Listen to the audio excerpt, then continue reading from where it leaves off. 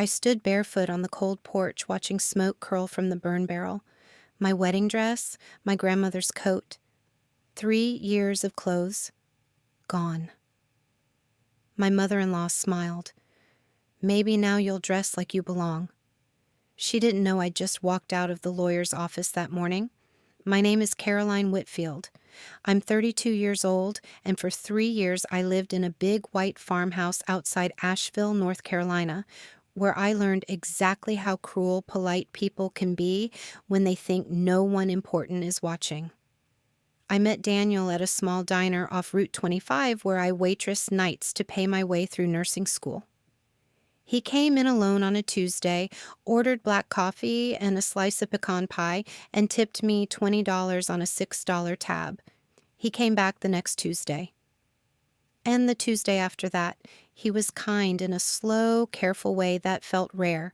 He was a veterinarian in a town where everyone owned at least one dog, and people stopped him on the street to thank him.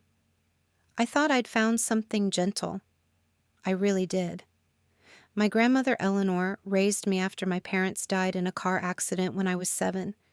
She was a retired school teacher who lived in a small cottage with a wraparound garden and bookshelves stuffed double deep. She wore the same wool coat for 30 winters. She drove a Buick that smelled like peppermints. And she told me every single morning of my childhood, Caroline, never let anyone tell you what you're worth, especially family that married you. I didn't understand that last part until much later. Daniel proposed at the diner where we met.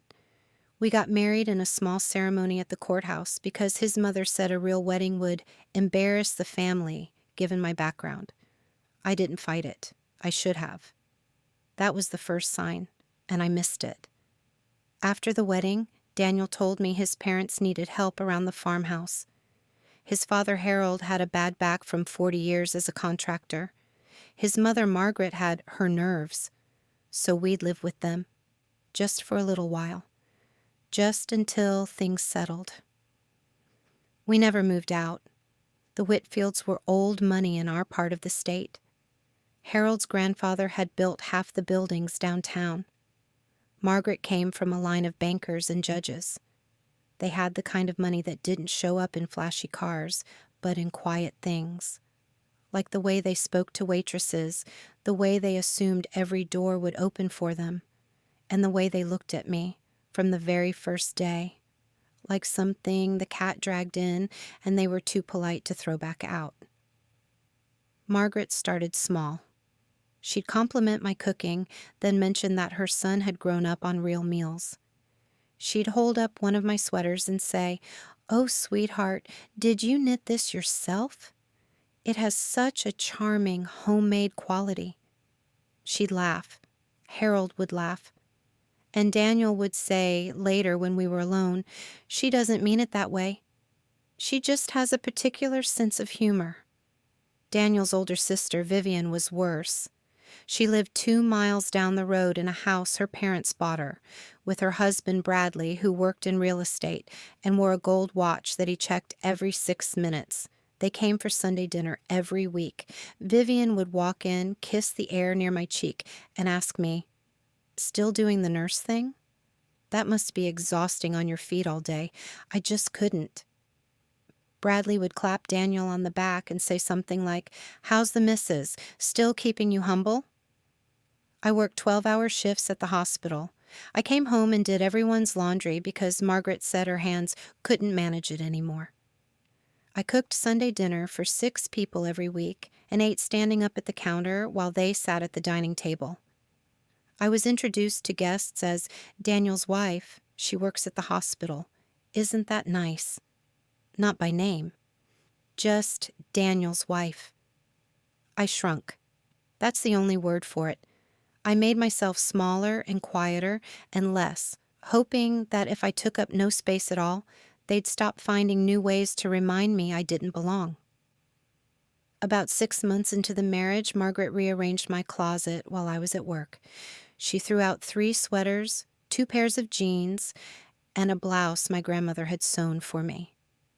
When I asked where they went, she said, "Caroline, sweetheart, those things looked like dish rags. I'm doing you a favor. The Whitfield women have a certain standard. Daniel said, Mom was just trying to help. I started keeping a small bag of my favorite things in my car, just in case. My grandmother passed away in the spring of our second year of marriage. I drove 4 hours to her cottage alone because Daniel had a work emergency that turned out to be his mother's birthday brunch. I sat by Eleanor's bed and held her hand and watched her go. She squeezed my fingers right at the end and whispered, "It's all yours, baby girl. Everything. Don't let them take it." I thought she was talking about her cottage, the Buick, her bookshelves. I was wrong. 6 months after the funeral, a man named Thomas Brennan called me at work. He was my grandmother's attorney, and he needed to meet with me privately about her estate. I assumed it was a small inheritance. A few $1,000s, maybe. Enough to fix my car. I took my lunch break at his office downtown. He was a careful man, gray at the temples with reading glasses that he polished while he spoke. He slid a folder across his desk and said, "Mrs. Whitfield, your grandmother was a very private woman. There are some things you didn't know about her financial situation." Eleanor had inherited a substantial sum from her own father in the 1970s. She'd invested quietly, conservatively, for 50 years. She owned land all over the western part of the state. She owned a lake property near Boone. She owned commercial buildings in 3 different towns. And 2 years before she died, she had quietly purchased, through a holding company called Pierce Holdings, LLC, the Whitfield farmhouse and its 47 acres. I just stared at him. I didn't understand what he was saying. He said it again, slower. "Caroline, your grandmother bought the property your in-laws live on. They've been leasing it back without knowing who the owner was. The lease was structured through a property management firm to keep her name out of it. The lease expired 3 months ago. Technically, they're staying there now at the new owner's discretion." "The new owner?" I asked. "You," he said. "She left it all to you, the farmhouse, the land, the trust, the lake property, everything." I drove home that afternoon in a kind of fog. Margaret had a list of chores waiting for me on the kitchen counter. Vivian was over for coffee, and they were laughing about something. They didn't even look up when I walked in. I stood there in my coat, holding the folder Thomas had given me, and I made a decision. I wasn't going to tell Daniel. Not yet. I wanted to see who he really was, when he didn't know there was anything to gain from being kind to me. I gave him 1 year. That year was the longest of my life. I watched him stay silent at every single dinner while his mother insulted me. I watched him laugh when Bradley made jokes about my country accent. I watched Vivian point at the simple gold necklace my grandmother had given me, the one with the tiny pearl, and say, "Oh, isn't that sweet, Caroline? It looks just like the kind of thing my housekeeper wears." Daniel laughed. He always laughed. I watched him let his mother go through my purse looking for evidence that I was stealing from her after a pair of earrings went missing. They turned up in Margaret's own jewelry box 2 days later. No one apologized. I watched him sit at Christmas dinner while his father gave a long toast to family, real family, blood family, and looked right at me when he said it. I kept my mouth shut. I kept working. I kept saving. And every Tuesday, on my lunch break, I drove downtown and met with Thomas Brennan. We went through the trust. We mapped out the properties. He explained the lease situation. He helped me understand exactly what I owned and exactly what I could do. The breaking point came on a Sunday in late October.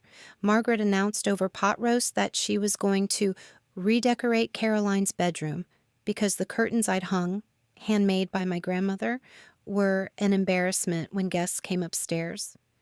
Vivian piped in that maybe they could finally do something about my peasant wardrobe situation, too.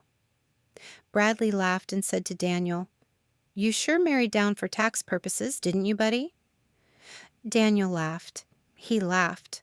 Something in me went very quiet and very cold. I finished my pot roast. I cleared the plates. I washed the dishes while they had dessert in the living room. I went to bed early. The next morning, I called Thomas from my car in the hospital parking lot. "I'd like to start moving things forward," I said. "Are you sure?" he asked. "I'm sure." I worked a double shift the next day, 16 hours. I came home around 9 in the evening, exhausted, and I smelled the smoke before I saw it. There was a burn barrel going in the backyard. Margaret was standing next to it in her good coat, holding a long stick.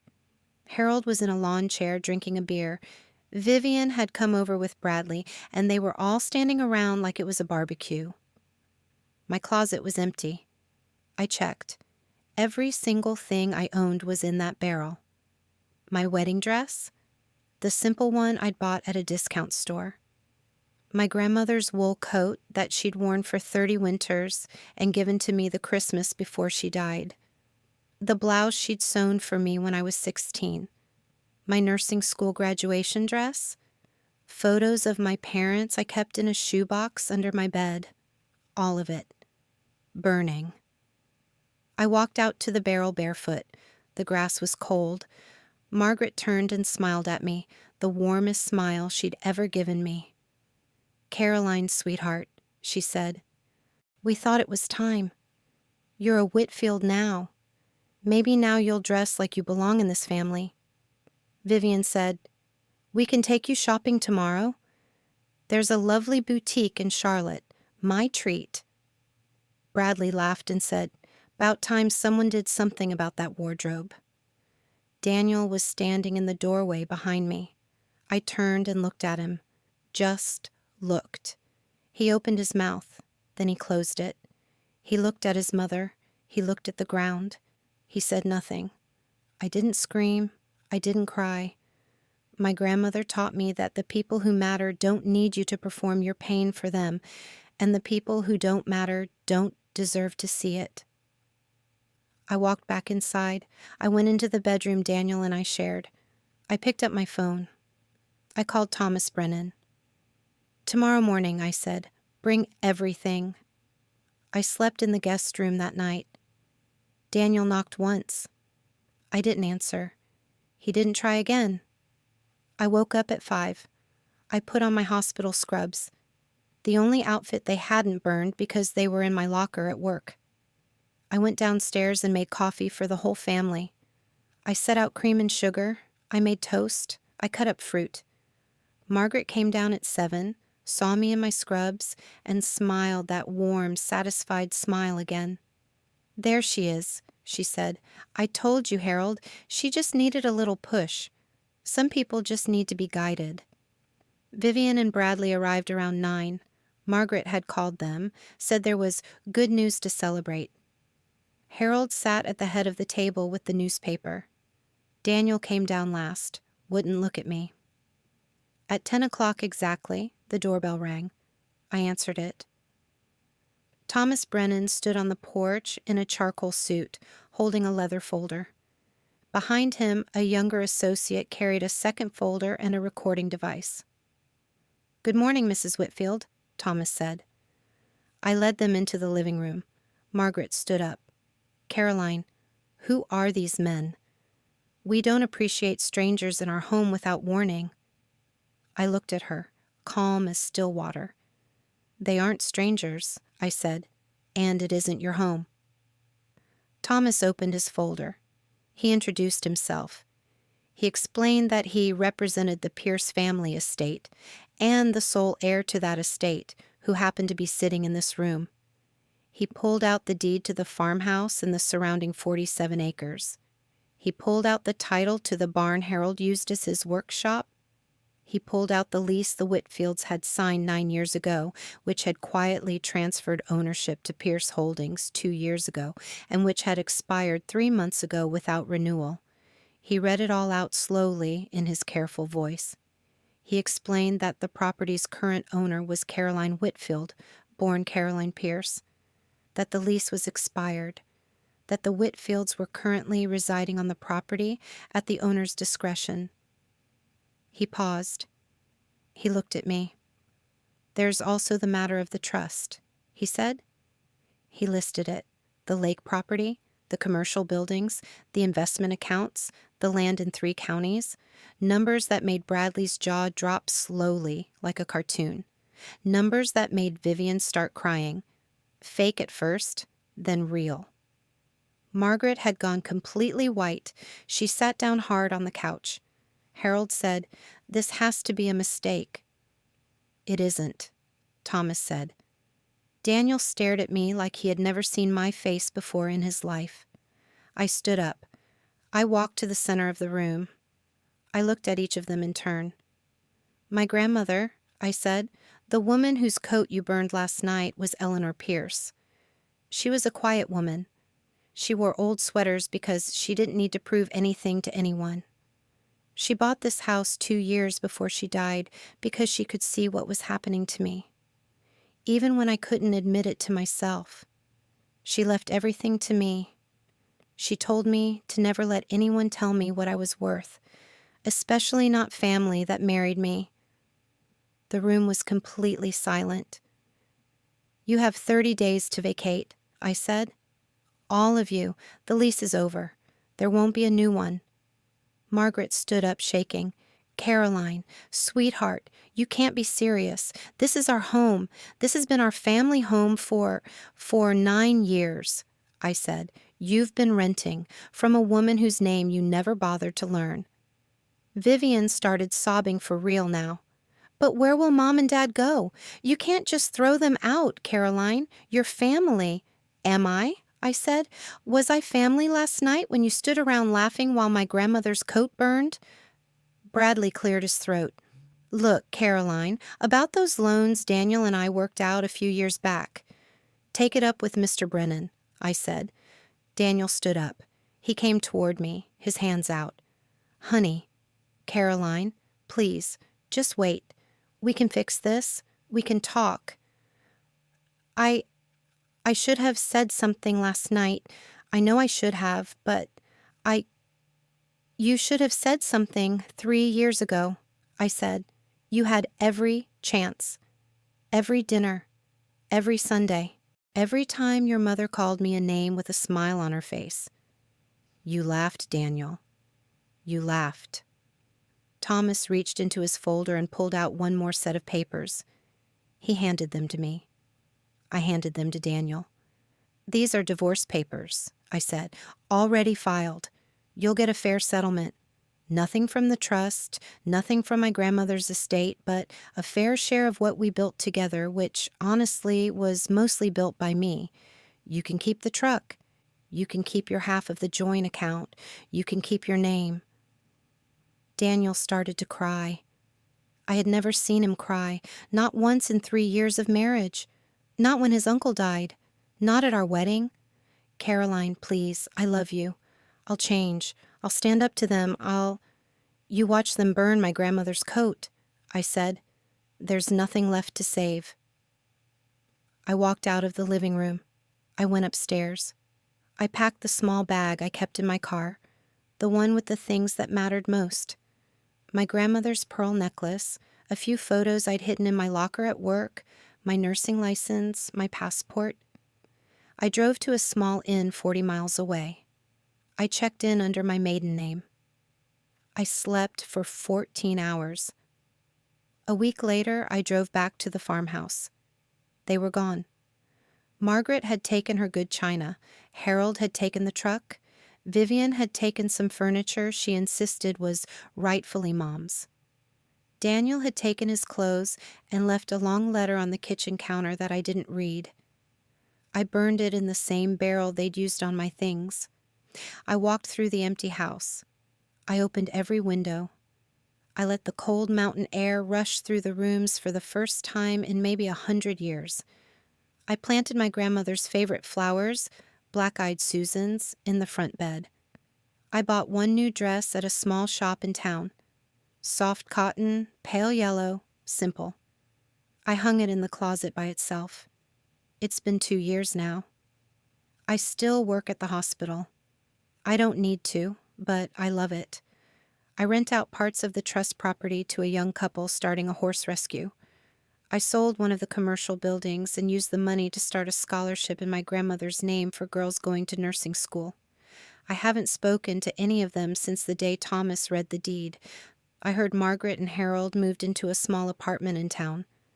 I heard Vivian and Bradley got divorced. I heard Daniel moved to another state and remarried within a year. None of it touches me anymore. My grandmother used to say that the strongest people in any room are usually the ones being underestimated. She said quiet doesn't mean weak. It means watching. It means waiting. It means knowing exactly when to speak. They thought my silence meant I had nothing to say. They thought my plain clothes meant I had nothing to my name. They thought that burning everything I owned would finally break me into the shape they wanted. Instead, they handed me back to myself. I never raised my voice. I just raised the deed.